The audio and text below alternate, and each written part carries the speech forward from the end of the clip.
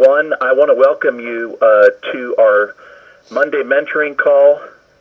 It's been a while. I almost say monthly mentoring, but either way, we had a lot of things going on. So I'm just glad that now I'll be able to get back and do this call.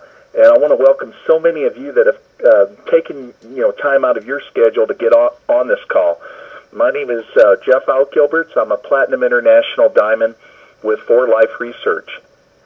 And what we do on these calls, these aren't really opportunity calls, they are mentoring calls. And just meaning that I want to save you a lot of trouble of not going through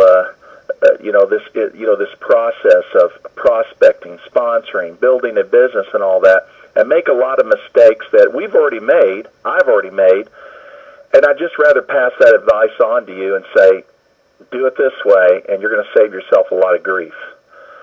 But it also has to do with leadership, and how we mentor one another, how we talk about the attributes of a leader. And this is all about leadership. It really is. If you look at most of the successful people in this business, in this industry that have done very well, they built it with leaders.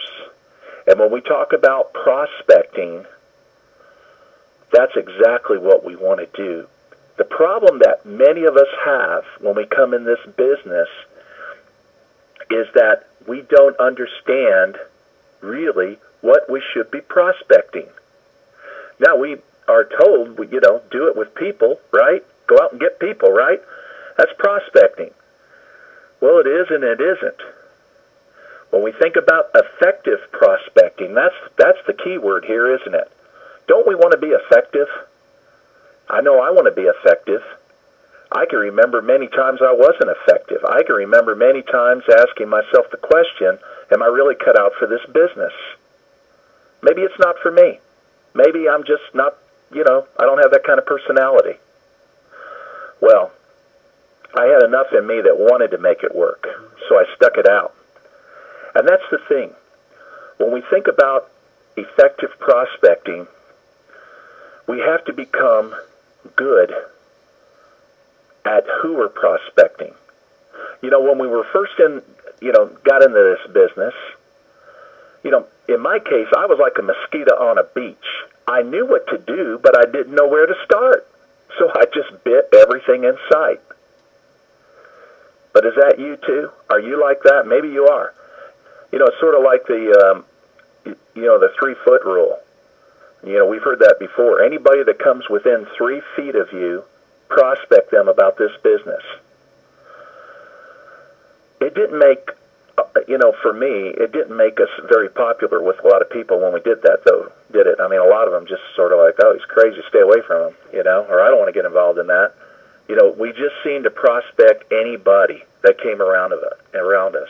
I always looked at it like, when it came to prospecting, that there's 2 approaches. There's one that I call the shotgun approach, which in effect just means that when a man takes a shotgun, he goes outside and he shoots.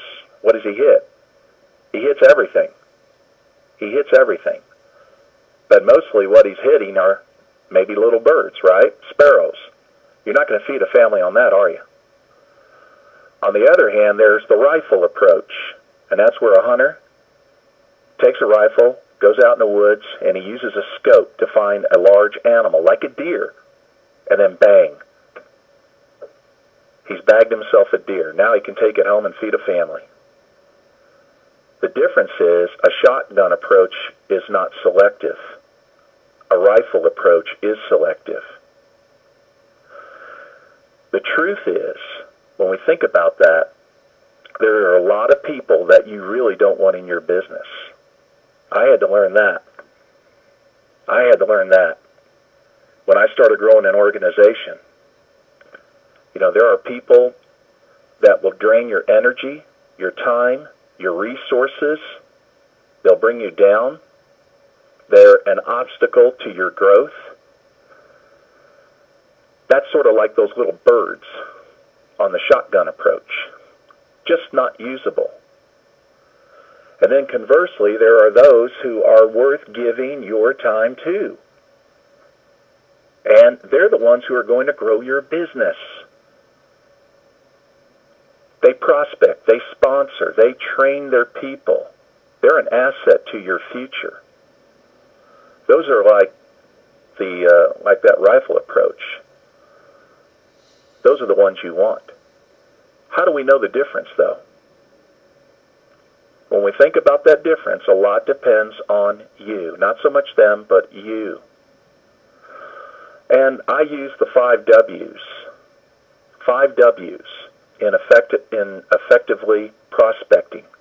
Those 5 are where, who, what, when, why. And let's just take the first one. When we get started in this business, that first W, where. Where has to do with where do you want to get started? Where do you want to focus your building efforts? If you want to start in the area that you live, for example, you can do your presentations there. You can hold meetings, meet with people. If you choose to do it that way, and that's fine, then just have a few things with you when you do. One would be an iPad or a tablet. And that way, when you sit down with your prospect, whether it's at a restaurant or a coffee place or wherever you choose to do it, you have an iPad with you or a tablet where you can show them the online system. That's so important. They need to see that you're a 21st century network marketer. You're not a Fuller Brush man. I mean, we're beyond that now. You're not going door to door selling Christmas cards. I did that when I was a child. You want to show that you're a professional, that you have a system. And so when you're sitting down with them, you can be able to open it up and say, look, I want to show you the support that we have in this. You can show them the 10-minute video as well. It's only 10 minutes because, again, if you're having lunch or if you're having coffee or whatever, you just say, look, it's 10 minutes. Let's just look at that and then let's talk about it. But when you should take them that back office and they understand that they can get this system for free if they join, they have everything they need, just like a franchise, then you're taking that worry off their mind. That worry is, how would I do this business? What is this really about? Can I get help? Will I make money? If we don't answer those questions, they're out. They're not going to join you. That's why you must have that presentation there. Some people want to just get out a piece of paper and start drawing circles and numbers and all that. I wouldn't do that.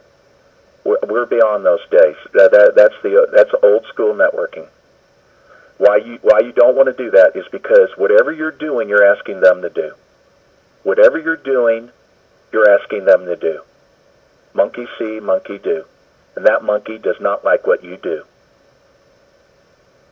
They won't like it because they don't want to do that today. It's just not cool. I don't know of another way to put it. Because think about it. People everywhere you go connect to technology. I saw a picture of Juan and Damaris Rosado the other day. It was really funny. Somebody had on Facebook. And they're all together, but no one was looking at one another. They were all looking at their iPhones. It was so funny. And I said, how true it is, really. People connect to technology, not to one another. And I'll say that, let me temper that. Really, they do connect with one another, but how they do it is through technology. It's like a main artery now between us. So the thing is, you have to be able to show that the presentation is already made. So you don't have to draw the circles, and you don't have to do the math multiplication. Sponsor 6, and then they get 6. Oh, yeah, 30. You got 36 on your second level, and go on all the way. No, don't do that. It's already in the 10-minute presentation. See, that's what they're going to like about it. And your Generation Y people, your young people, that's the way they think. They love technology. It's a language to them. And when you show you have a system, they're listening to you. So that's what you need to bring with you. And also, if you want to bring, let me make a comment on, too. If you're using any of Eric Worre's videos, that's fine. Or any other third-party videos, that's fine. But keep in mind, most of those are generic to For Life. In other words, they're not specific to our opportunity. And they're not specific to how you make money in this. So that's the only problem I have with, some of it's okay. Some of it can be useful. But really, everything that you need is in that online system. It's okay to use some of these other things, but make sure you use that system and show them that system. You also, if possible, you could have the Urea Vita product, if it's in your country, bring a bottle and a sample cup and let them sip and look at the presentation, because you're exciting their senses when you do that. It's pretty powerful. If you're in a gym, after April, start bringing the shake with you. Yeah, that protein shake. When they see that and they see the documentation behind that, because a lot of your people that are into fitness, they like to read a little bit, know a little bit about the product. When they see that, they're going to want to buy from you. Well, I say buy from you. What I mean is they'll buy from For Life. And that brings up the other thing, is that when you're there and when you have your tablet or your iPad with you, enroll them right there in For Life. Even if they want to take some time to think about it, it doesn't matter. Enroll them as a customer then. So, well, you like the product. You see the value in that. Then why don't we just enroll you as a customer, and then I'll just follow up with you, and we'll just continue to talk. How about that? And if you decide to engage in the business, then that's great. We can just work together. I prefer that they enroll, of course, as a leader or as a diamond. And that's certainly what you want to encourage them to do. And when they see the numbers, then, and I'll talk about one of the other W's in a second to help you move them toward that. One thing I don't do is, like, if we're going to, in getting together with people, I don't like to do it in groups. I don't.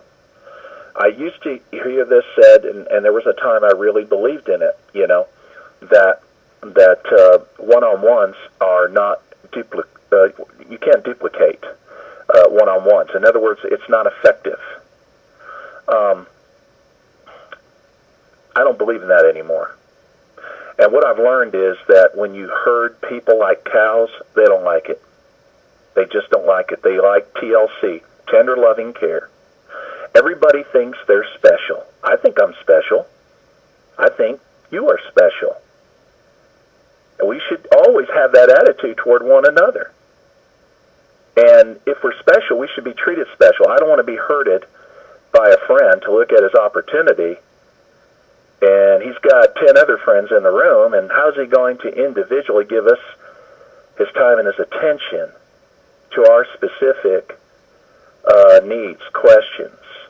He could do a Q&A and all that, but again, it's the whole idea of being herded. It demeans the very value that you are. And if that makes sense to you. And so, when you meet with people, it takes longer to go through that process. That's true, but I promise you'll be more effective.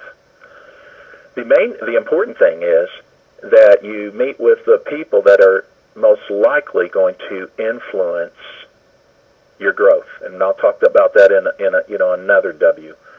But let's talk about number 2, the number 2 W, and that is who. And sometimes when we build with people that we've met in our lifetime, they might live far from us, or in the United States, it might be in another state, could be in another city, could be. But either way, it may be because of our circumstances. It's just not possible to physically get together with that individual. So when we talk about who, again, we want to think of everybody we've met in a lifetime. I was talking to a friend the other day who's been around this industry for many years, for 26 years, and I said to him, I said, you know what, you've met a lot of people in 26 years. How's that list doing? And he says, I've got it. I said, well, let me ask you this. Why don't we do this? because he told me it was a long list. And I said, well, if you could have 10 people, your choice, out of that list, 10 right away that would join your business, who that you would really want to have with you, who would those 10 be? And let's talk about those. And let's go after those 10 first. So when we talk about who, we want to put at the top those people who are best going to influence our business. Now, some of you have been in the business for some time, and you might be thinking, well, good grief, Jeff, I mean, I already went through my prospecting list. No, you haven't. See, because here's the thing. We're always meeting new people. We're meeting them online. We're meeting them publicly. Also, those we talk with many times. I remember one time, this was, 20 years ago, I was doing a three-way call with a man who at that time was making around $400,000 US a month. He was the #1 distributor in David Lisenby's other company, where David was vice president of a company called Enrich. And so I was on the phone with Mr. Ken Pontius, my sponsor. And I remember on the call, when I did the follow-up call and I had him on the phone with me, the person immediately started, saying, well, I looked at it, but, gee whiz, I really don't have the time to dedicate right now, something like this. And my sponsor goes, well, yeah, we understand that. It's all about timing, and we appreciate your time. And I could see what he was doing. He was just basically saying, it's time to get off the phone, Jeff, and tell the guy bye. And then, and so just when it was getting to that point, I said, wait a second. I said, listen, I know the timing isn't good for you right now, but you know what? Let me just throw this at you. Why don't you let me go to work for you? And they're like, what? That's exactly what I mean. You probably know some really good people, don't you? And they said, yeah, sure. People that you think would probably excel or be good at this, right? Yeah, I do. Would you mind sharing their name and their phone number? And then what I will do is I will call them, because you're so busy right now. I'll call them and just mention that we had a nice conversation and you thought so well of them, and you asked me to give them a quick call just to get them some information. How would that work? And then here's the thing. I'll get back with you, and when they're ready to enroll, all you have to do is enroll and enjoy your money. Would that work for you? And that person said, yeah, that would work for me. And he did give me some very good names and phone numbers. And when I got off the phone with him, my sponsor, Ken Pontius, the man who makes $400,000 US a month, was saying, you taught me something. You taught me something. And it was an interesting thought. But when we talk about who, and we talk about a prospect list, you cannot exhaust a prospect list if you're doing it right. So keep in mind, we're always adding to it. We're always meeting new people. I was talking to a gentleman just the other day, in behalf of a leader in India. And I was speaking to him, and actually he's going to go take a look at our company this week. So that's the other thing, too. And when we talk about who, and you're prospecting, don't go alone. Some people just want to work alone. Keep in mind, the Lone Ranger, he had Tonto, right? He wasn't alone. He even had his horse. So don't work alone. You work alone, you're just not going to like the outcome of it. It's always good to take experienced leaders with you. When you're prospecting someone, do a three-way call. I do them all the time. Now, the other thing is, when we talk about who, and when you have a new leader join, keep in mind what they'll do is they'll immediately start discriminating their list. And what I mean is, they'll try to think of, who should really be on that list. Well, I shouldn't put him on that list because he's already successful. Oh, wait, I shouldn't put him on that list because he makes a lot of money already. Well, who are we going to put on the list? People that want to stay broke? People that have no dreams? They have no aspirations? They have no goals? They have laid down and sell for mediocrity? That's who we're going to put on the list? That's what we're going to build with? Well, we're building with wood. We're not building with gold and silver. I want to build with gold and silver. I want to build something so when fire hits it, it's still there. It's still there. So what we want to teach people is that the people that are successful, people that are in business, that know how to employ themselves, they know how to get themselves going, those are the people you want on your list, not the people that have all the time in the world. There's a reason why they have all the time in the world, you know. And unless they're independently wealthy and they just, you know, they're out on the golf course, and that's fine. But even people like that will amaze you. They will join. In the past, I've talked about the, you know, how we really feel about ourselves on a scale of 1 to 10 when we join this business, 10 being the best. Where do you see yourself? And in my case, I saw myself as well, you know, I'm not too terrible, but I'm not that yet good. So, I think I'll make myself a 4. I'm a 4. Yeah, that's what I am. I'm a 4. I mean, after all, I'm a leader in for life. That's what I was thinking. You know, I'm at basically the first level of where you get started. And so I'm a 4. Well, the interesting thing is that if we feel that way about ourselves, and there's nothing wrong with that, okay? I think it's very important to do an assessment of our performance as leaders.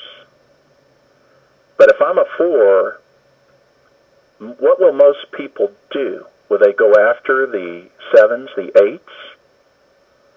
What do they really do? If I'm a 4, then I'm going after a 3 or a 2. Hey guys, I just recruited my mother tonight, man. I'm on my way to platinum. You know what I mean? Yeah, that's right.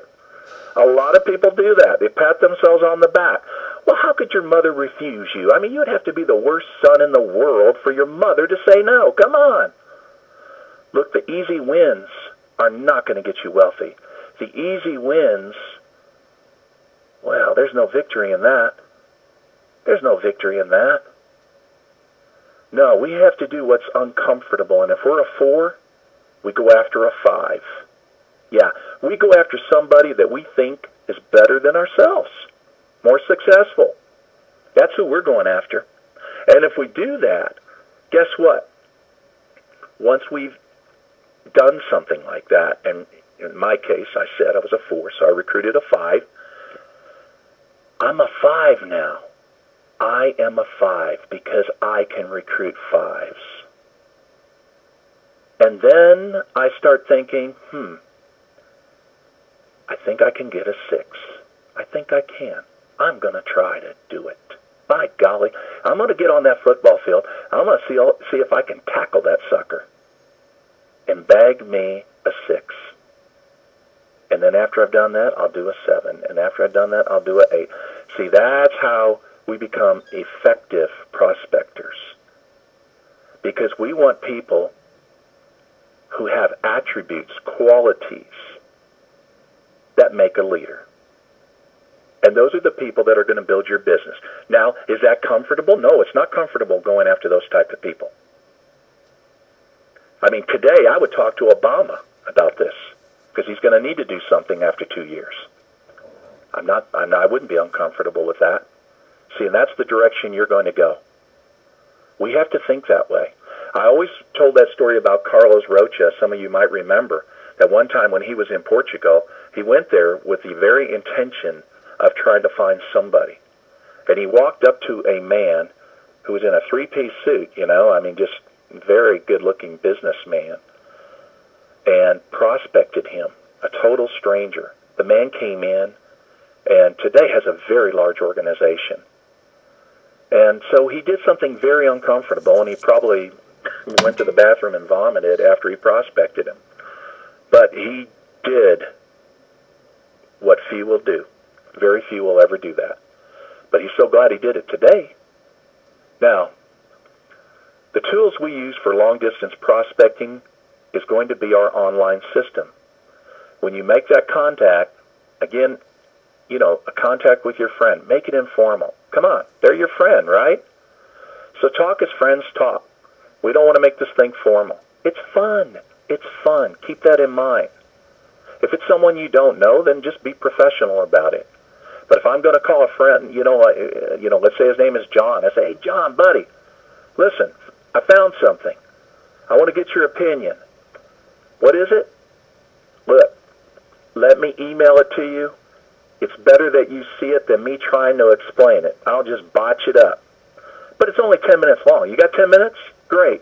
Okay, I'm going to email it to you, and I'm just going to call you back in 30 minutes, okay? Now, here's the thing. If it's not for you, then just say it's not for you. It's fine. It's cool. But if it's something, and I think it is, something we both can do, have a lot of fun, make a lot of money, I'm excited about it. I think this is something we both could do together. So take a look. I'll call you in 30, okay? Okay, bye. See, you keep it, you know what I mean? We don't create a lot of steps in the prospecting to sponsoring someone. We don't want to do that. Okay, so, and then it's important that you say that, because friends we want to be frank and we want to be honest with one another, right? And we can even say that to them, we're friends, right? We can be frank and honest, right? Yeah. Okay, all right. So I'm going to follow up, with you. So just tell me what you think. If it's not for you, it's not for you. So you're taking the pressure off them. Sometimes they just don't want to say no. And sometimes they're thinking it's going to be no when really it's going to be yes. They just don't know what you got. But either way, and then sometimes they misunderstand the whole thing. So when you set it up so that you're not chasing them, say, I'm going to call you in 30. Just take my call, okay, and let's just talk about it. It may not be for you, but I think it will be. Those are some things to keep in mind. And that follow-up is so important. Now, number 3, that other W, what? That is, what will you equip them with when you call them back? And when you call them back, they're either going to be one or the other. They should be. And not everybody's going to join, I agree. But to me, they're either going to be a customer or they're going to join as a leader or as a diamond. But let's go with they joined. And what will you do? That's the third W. What will you equip them with? And you must equip them if they're going to be successful. You're going to equip them in the system. After when you did your follow-up call and you had your laptop open to forlife.com and you put them in the business, then you said, hey, hang on just a second. Here's the other thing now. What I'm going to do is set you up in the system. You're going to go to your back office and you're going to click on that button that says enroll a new member, and you're going to enroll them in the system and give them the username and password right away. Right away. Because what you want them doing right after that is getting in that back office and reading that book. You want them to read that book. That book that explains the 10 steps of duplication. They're going to understand how to do this business once they finish that book. And they could read it in a few hours. I've had people call me back after they've read it in a few hours. What you're doing then is responsible sponsoring. Effective sponsoring. So we'll go to the fourth, and what is the other four? What is the other W? That's win. Win has to do with making time for that new person.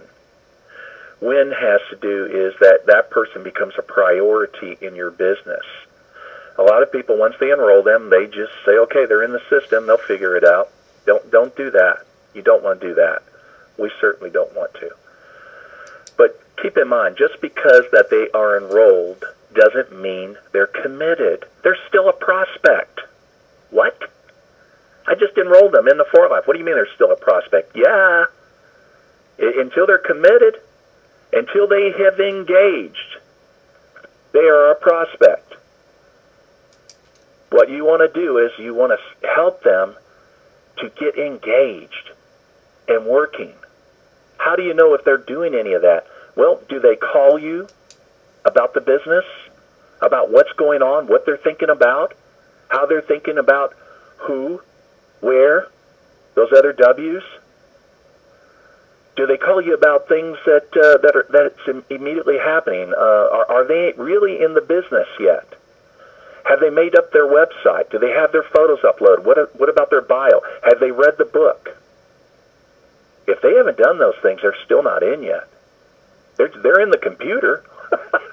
That doesn't make you money. We want them engaged in this business. Are they using the product? What about their family? If they have children, are the kids on the TF chewables? Do they have Ria Vita? Is the spouse using the product? You need to get that spouse support, and that's one thing I like to set up when I make sure when I bring that person in, it's a family affair. You remember that song by Sly and the Family Stone? It's a family affair. Yeah, the products have to be a family affair. The other thing is we want to take that person and get something positive happening in their first week in the business. Help them sponsor someone. So again, we need them to read that book, get that website up, and then what we need to do is get that list going. Ask them every time you talk to them, how's the prospecting list coming? How you doing on it? You still adding names and phone numbers?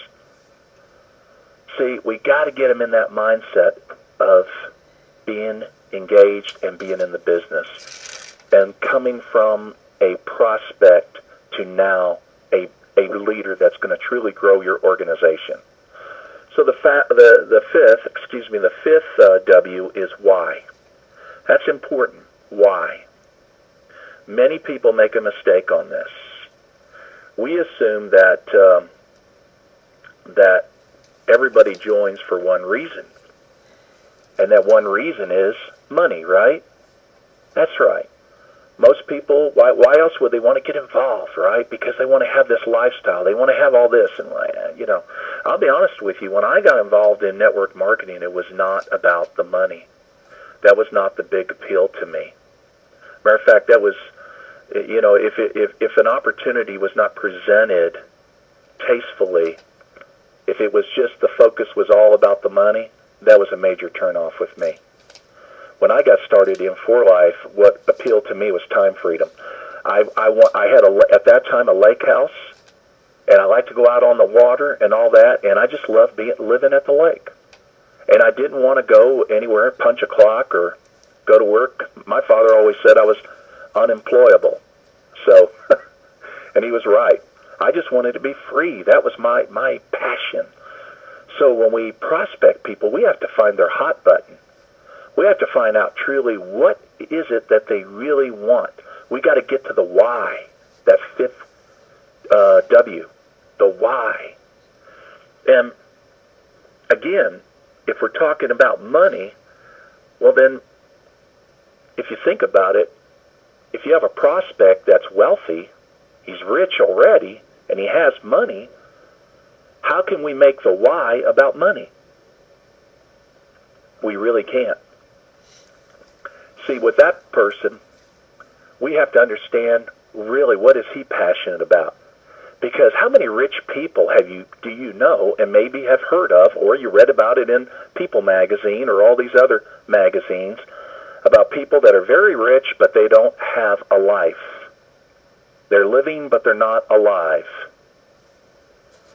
I mean, they don't even know their children. I mean, I think about here, being here with the family. When we moved back to the United States 6 years ago, Arthur was 1 month old. This coming May, he's going to be 7. Time went by so fast.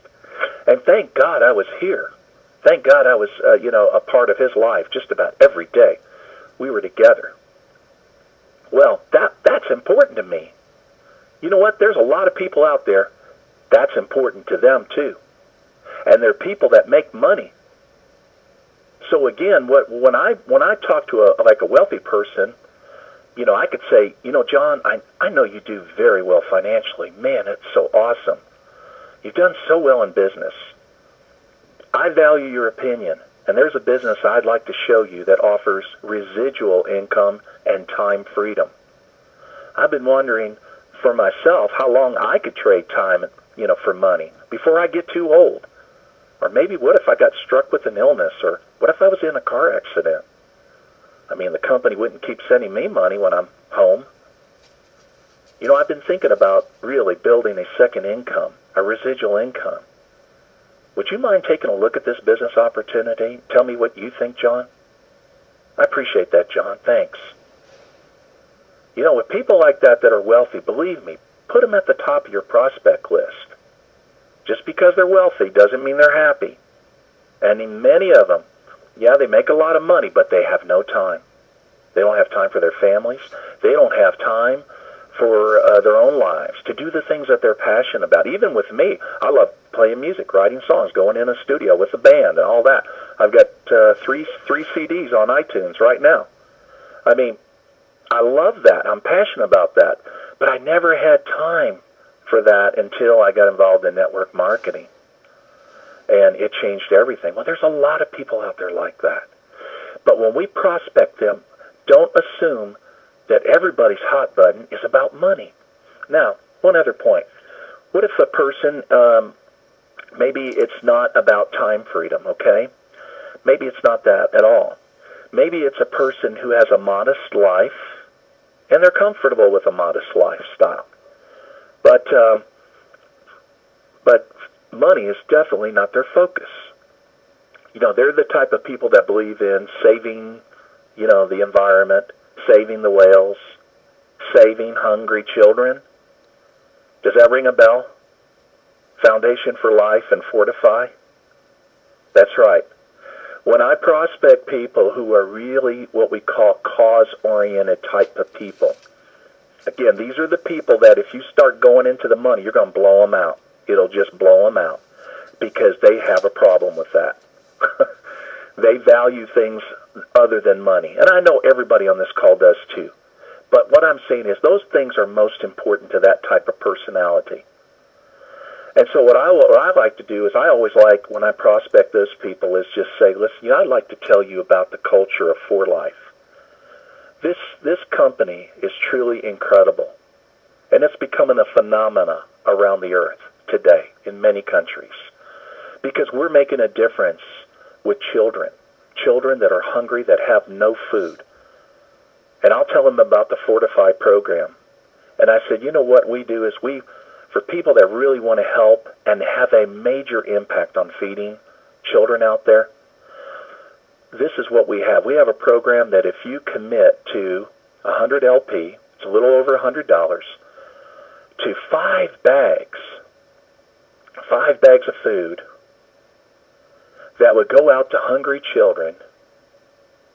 We have a program that if you introduce that to 6 people who will commit to 5 bags of food every month, we're talking about a little over $100, that if you do that and get those 6, to engage and do the same thing, let's just say we multiply that by 4. Do you realize that you'd have almost $20,000 of income coming in? Almost. Think about it. And then you could take that money and donate it to Foundation for Life, if you want to. Foundation for Life builds schools for different children around the world. It's an incredible company, and we're making such an impact on children around the world. And think about it. The only thing that you are spending is just a little over $100 a month.